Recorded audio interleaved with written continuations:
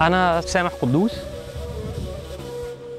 أنا من الناس اللي جت زمان قوي علشان كانت مغرمة قوي بسينا وبالصحراء وبالدايفنج بالناس أكتر بالبدو، لأني أول لما جيت كنت حابب المكان، بس بعدين لما ابتديت أتعرف أكتر بالناس وشفت قد إيه طيبة الناس وقد إيه إن هم يمكن ما تلوثوش بالمدنية زي الناس في الوادي وفي القاهرة، وقد إيه إن هم ناس طيبين ولما بيدوا بسماحة. فعلا حسيت إن أنا لقيت حاجة كتير ناس كتير قوي بيدوروا عليها ومش لاقيينها. زي ما انتم شايفين الناس هنا ما عندهاش كتير علشان يدوا حاجات بسيطة، لكن لما بيدوا من قلبهم.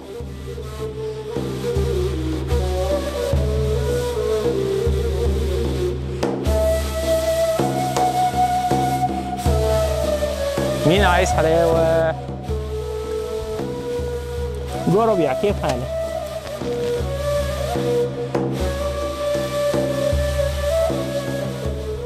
القبيلة اللي بتسكن هنا قبيلة المزينة، ودول من الناس المحترمين جدا اللي ممكن التعامل معاهم. زي ما انتم شايفين ناس ما عندهمش كتير علشان يدوه، بس بيدوا من قلبهم. ناس محبين للناس أكتر ما هم محبين للي مع الناس. كيف حالك ربيع؟ شديد. الله يرحمه. كيف العرب؟ مية مية.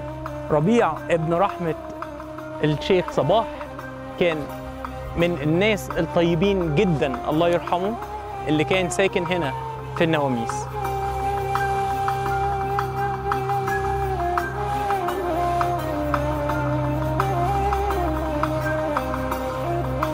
السفاري كان من امتى؟ ربيع يمكن كان صغير شويه، ربيع مش كبير في السن. اول ما انا ابتديت اشتغل هنا كنت بشتغل حاجه كانت الى حد ما تخصصيه شويه. كنت بشتغل في رحلات السفاري الطويل اللي هو اكتر من 5 ايام، يعني ممكن كان اسبوع. كنا ساعات بنعمل رحلات 40 يوم. 40 يوم كنا بناكل ونشرب وعايشين في الصحراء. وكيف حال العرب؟ أم ربيع كله تمام؟ الحمد لله. بسم الله ما شاء الله. كيف حالك؟ كيف حالك سلمى؟ عامل ايه؟ اخبارك ايه؟ عادة السلام هنا مش زي السلام في مصر احنا بنسلم وشيك هاندز، صح؟ هنا السلام فيه حميمية أكتر، واحنا لازم نقرب من بعض، يعني يتأمل وشي وتأمل وشه ونقرب من بعض أكتر. يعني زي ما انت ما شفت، يعني احنا كده وغير نروح كده. يعني هنا عند البدو ما فيش بوس من الوجنتين، لكن في بوس من قريب. ولو كان ربيع يعني شيخ او كبير في السن او ليه مقام اكبر، ممكن ابوس خشمه، يعني مناخيره. لكن علشان ربيع انا وهو يعني نعتبر اخوات، فما فيش بينا التكلفه دي.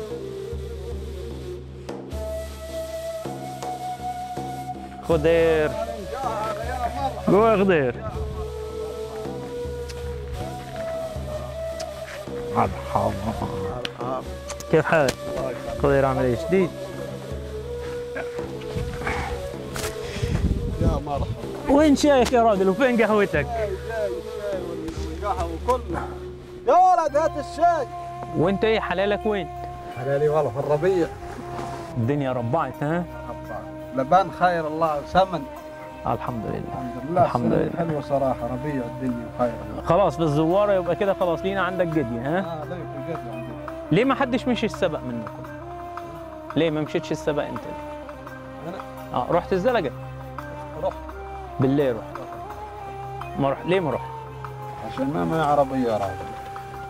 السياحة لما بطلت مأثرة عليكم ها؟ جامد والله.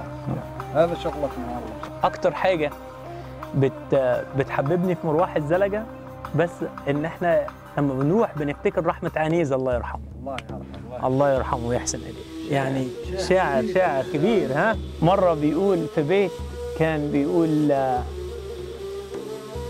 وفيه مقصد يتعبك تقل دمه، وفيهم مقصد ايش ما قال مقبول، ودك اليوم من لسانك تلمه، لقيب لك قنطار من هيشة الفول.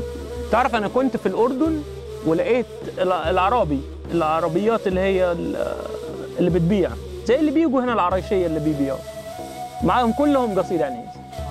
كنت فخور جدا. اللي قاعدين هنا نصين، هو مزينة وهو ابن واحد من فعلا افضل الناس اللي كان ممكن اي حد يتعامل معاه. يعني راجل كان مشهور عالميا، وانتم ممكن ما تصدقوش ان فعلا ازاي واحد بدوي يكون مشهور عالميا. هو كان ابوه رحمه الشيخ حميد الله يرحمه ويحسن اليه.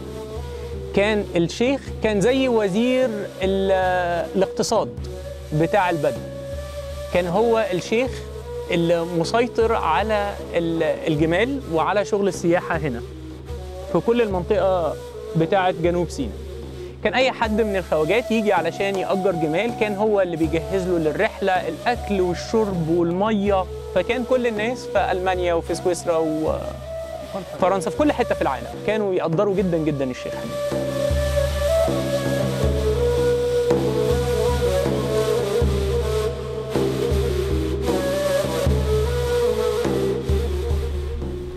قد ايه البدو زعلانين، حاسين ان الناس في القاهره كل اللي هم يعرفوه عنهم الجزء اللي مش كويس، اللي هو بيمثل يمكن اقل من 1% منهم.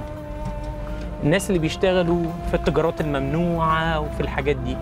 يمكن اديك شفت قريه كامله ما فيهاش اي حد بيشتغل اي حاجه مخالفه للقانون.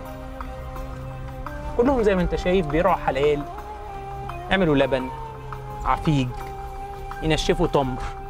لما تسمع من اشعار البدو لما يجوا يتكلموا على نفسهم وتحس قد ايه هم زعلانين على نفسهم. يعني في بيتين شعر يقولوا كل حاجه عن البدو. يعني في بيت شعر بيقول: وعقب المعزه والثياب الدسيمه رصصت بديات جنب المهابيش، وصرنا رزايا ما لنا ذات قيمه، بس ليش يا الدنيا عملتي كده ليش؟